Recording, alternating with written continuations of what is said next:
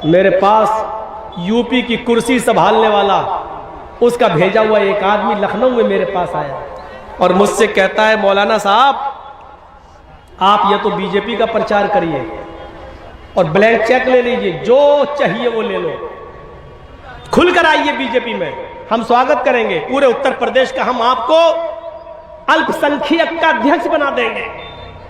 मैंने कहा नहीं साहब, बीजेपी में हम नहीं जा सकते, बीजेपी में हम जाएंगे तो हमारी कब्र खुद जाएगी।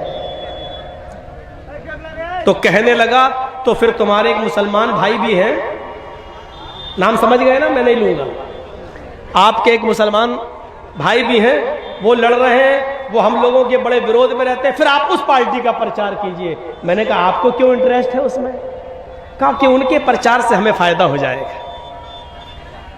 हमने कहा नहीं, अगर मैं अखिलेश का साथ दे दूं तो? बोले अखिलेश का साथ दोगे या मायावती का या कांग्रेस का, तो जो हाल मौलाना कलीमुद्दीन का किया वही हाल तुम्हारा भी कर देंगे, जेल में ठूस दिए जाओगे। इतना याद रखना, मैं वार्निंग देने आया हूं, धमकी देने आया हूं आपको, या तो हमारा साथ दीजिए और हमारा देने से मुसलमानों में आपकी छवि खराब हो रही है तो उस पार्टी पे चले जाइए और हमारे योगी जी को जितनी गाली दे सकते हो दीजिए, क्योंकि हमें फायदा हो रहा। अगर अखिलेश या मायावती के साथ गए तो जेल में चला देंगे। हमने कहा जुर्म क्या किया मैंने? क्या कहता, जुर्म करता कौन है? जुर्म करता कौन है? आपको कोर्ट में साबित करना है कि हमने जुर्म नहीं किया, यह साबित करने के लिए आपको 10 साल लग जाएंगे। यह धमकी आई है मेरे पास, या तो इसका साथ दो, इसका नहीं दे रहे हो तो उसका साथ दो। खुली किताब है यार, क्यों मुझसे कहलवाते हो?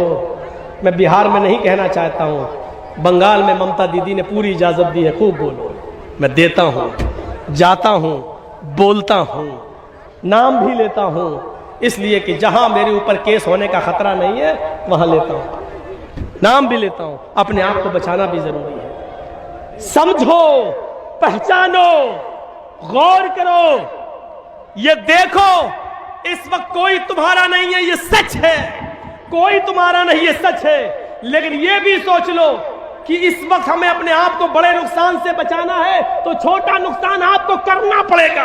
आप ये सोचो कि छोटा नुकसान नहीं, आपके पैर में कैंसर है, डॉक्टर ने कह दिया पैर काटना पड़ेगा, नहीं तो आपकी जान जा रही है। इसलिए बड़ा नुकसान यह है कि मेरी जान चली जाए, बच्चे बेचारे यतीम हो जाएंगे, और छोटा नुकसान यह है कि हमारा पैर कट जाए लेकिन बच्चे तो हमारे सामने रहेंगे।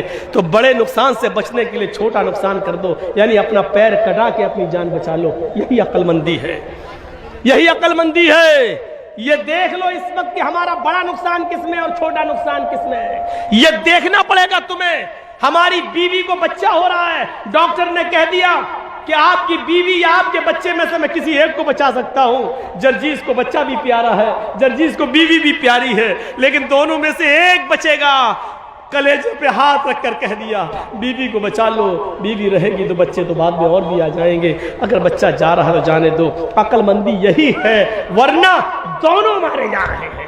तो मेरे प्यारे साथियों, बड़े नुकसान से अपने आप को बचाने के लिए छोटा नुकसान करना पड़े तो कर दो। इस्लाम के उसूलों पर आ जाओ, इस्लाम के ज़ाब्तों को पकड़ो। चंदे का ऐलान हो रहा, दो, यही चीजें कामयाबी की दलील है। मैं ऐलान नहीं करूंगा, मैं बैठूंगा नहीं, मैं आपसे रुपया लेने के लिए यहां पर बैठकर इंतजार नहीं करूंगा।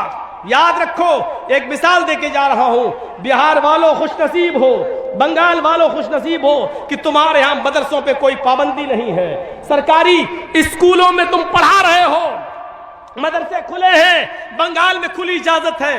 हम यूपी वालों से पूछो, हमारे मदरसे बंद किए जा रहे हैं, मदरसों पे छापे मारे जा रहे हैं, मदरसे की उस्तादों पर नजरें रखी जा रही हैं, सीसीटीवी कैमरे लगाए जा रहे हैं, हमारे यूपी के मदारिस को बंद करने की प्लानिंग हो रही है। याद रखना, अगर ये मदरसे जो आप लोगों के इसी चंदे से चलते हैं, अल्लाह न करे कि यूपी वाला माहौल आपके यहां आ जाए, ये मदरसे अगर बंद हो गए तो कोई फिर अली मियां नदवी जैसी शख्सियत पैदा नहीं होगी, फिर कोई एहसान इलाही ज़हीर जैसी शख्सियत पैदा नहीं होगी, कोई इब्ने तैमिया और इब्ने क़य्यिम बनकर नहीं निकलेगा। याद रखना, कोई फिर अबू हनीफा और इमाम शाफी और इमाम मालिक और इमाम अहमद इब्ने हंबल बनकर नहीं निकलेगा। आप चाहते हैं कि दीन बाकी रहे, आप चाहते हैं कि इस्लाम बाकी रहे, तो इन मदरसों की हिफाजत करो। रुपयों से, पैसों से, दौलत से आप दीजिए और इन मदरसों को जिंदा रखिए।